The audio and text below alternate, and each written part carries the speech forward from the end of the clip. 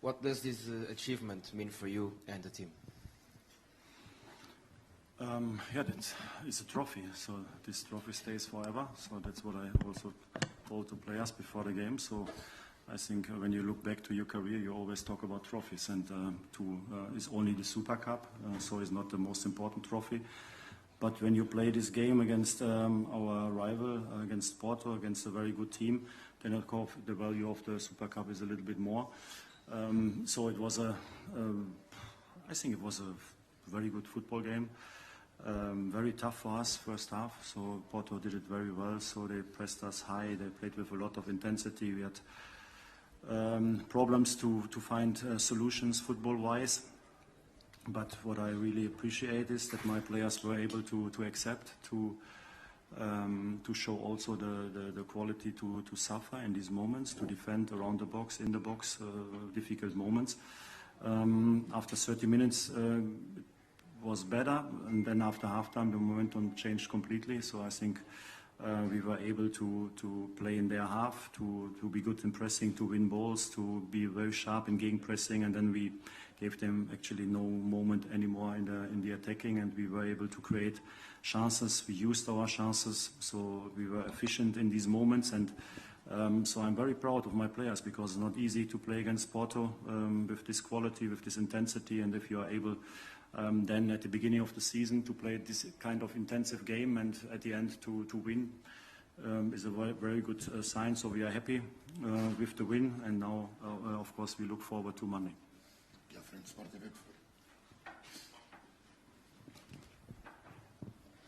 Hi, Roger Schmidt. Good evening. We are live for Sport TV. It seemed that all the players felt a lot more comfortable at the beginning of the second half. You made 2 changes, but what really changed on the team? It was the presence of Musa on the pitch that made the whole team feel a little more comfortable. I think Peter did it very well, so he was very good in the game. But in my opinion, it was not the only reason. So in my opinion, it was Porto. I think we have to respect also that they played a very good first half, first 30 minutes. So I think even when we play with a striker or even with Gonzalo Ramos or with Peter Musa up front, so there were not so many balls in the central attacking. So I think most of the balls they were able to win already before we were able to reach the final third. So sometimes football is like that. So there are momentums in the game. So their momentum was at the beginning. So and then I think. Like I said, so the momentum changed. Of course, the changes they helped, but in my opinion, it was not decisive. So I think it was decisive regarding the first half. So it was like it was more because of the quality and intensity of Porto. But then second half, like you said, so Peter did it very well. Very good as a target player, so very sharp, but also if you see all the players around, so I think we were able to win much more balls in the central midfield. So João Neves and Orkung did it very well, then later Tino and Chiquinho, so I think we were able to control also the central midfield. We were good with the forward defending of the fullbacks, the centre backs were sharp, and then we won balls and we were able to show our quality also after ball wins. So in my opinion, that's a little bit the story of the game, and with 2 different halves.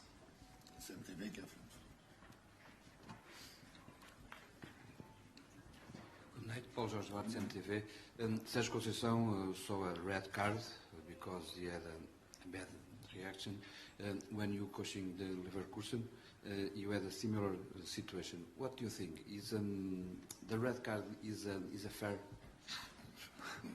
To be honest, I cannot say something about it. I don't know why he got the red card.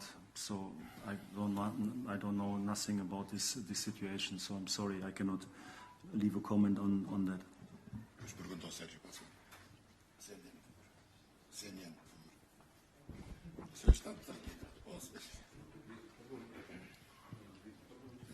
Hi, Roger. Hi. João Paiva for TV and CNN Portugal. I want to ask you about this win in the Supertaça and last year championship win. Do you think that with both wins, both trophies, you and your team are on the pole position to win the title in Portugal again? No, I think it was tonight, so we won the trophy, but from tomorrow morning it is the next challenge. So I think it is very hard I know now after 1 year in Portugal, I know how hard it is to win the Portuguese league, because you saw also today, these are the teams we have to play against. We have to win more points than them. We have also Sporting, we have Braga, so we have so many very good teams in the league, and you have to get a lot of points. So I have a lot of respect always for each single competition. So in the league, of course, it's always the most important competition to win the league, but also in the cup competition. So I think we have a lot of tough tasks in the upcoming weeks, and like I always say, so you can not after one Super Cup win, you are not a favorite for the league, because we have to play 34 matches. So 34 matches are upcoming, and the first one already on Monday, very difficult in Boa Vista. So I respect all the opponents and each single game.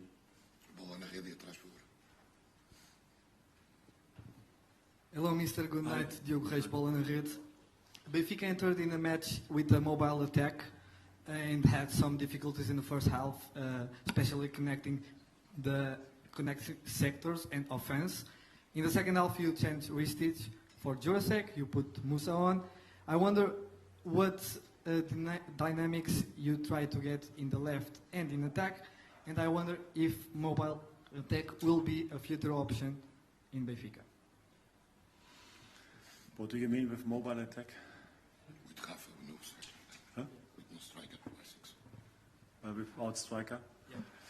No, it was a decision for today, so I think we already did it a few times last season, to play with Fredericks like a second striker, or we played also with Gonzalo Guedes or David Neres on this position, and I think the idea was today also to find spaces behind their backline, but like I said, so we lost already too early the balls to play these balls, so it was difficult for us.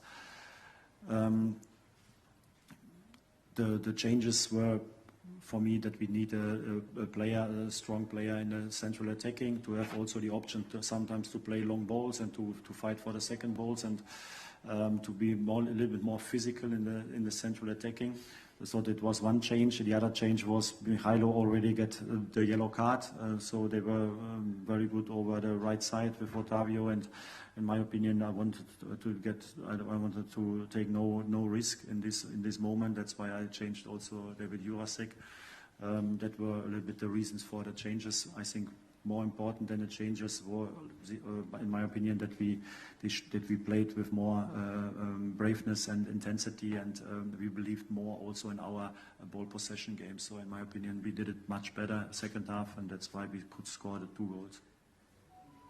No, siga, okay, siga. Hi, Roger. Hi. Gaspar Castro from SIC. I'd just like to ask you to talk to us a bit about David Jurasek's performance. Obviously, his first ever match for Benfica. How different is he from Ristich? And if you could tell us why David Neres didn't play, if it was purely for physical reasons. Yeah, I think David did it very well. The second half was not easy to come into a game like that, so with this kind of intensity. So I think he were good in defending, and he had also moments in the attacking. So I'm happy because it's not easy, when you come to Benfica. You feel also a little bit probably the pressure and also the expectations, and then when you play a final like today, then of course it's not easy, but in my opinion I did it very well. So now he's really part of Benfica, like Orkun also, and all the new players. David Neres has a small problem with the knee. That's why we could not take him in the squad today, and we hope that he's Monday back. Se és novo por aqui e ainda não subscreveste o nosso canal, subscreve o nosso canal, ativa o sininho das notificações para não perderes nenhuma das notícias do nosso glorioso Benfica. Um abraço a todos.